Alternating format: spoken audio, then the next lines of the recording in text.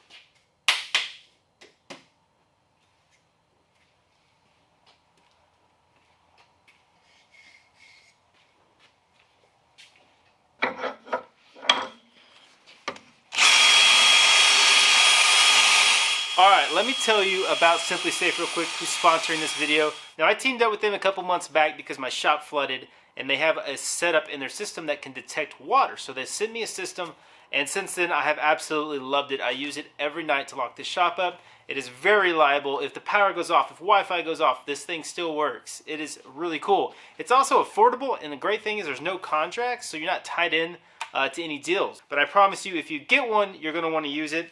I turn mine on every night. The response time is quick. I've set it off multiple times and I get calls immediately.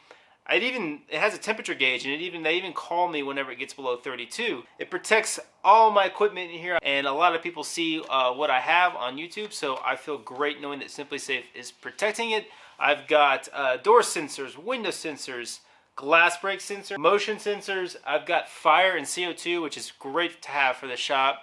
I've also got a camera up here that detects any motion, and I have an app, and it shows me if there's any motion in the shop. It's going to send me a notification on the app, and I can watch the shop, which is super cool. So I appreciate Simply Safe for sponsoring the channel.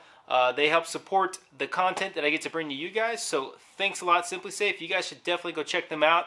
I have a link in the description, or you can go to simplysafe.com/Andy Rawls and learn more about it.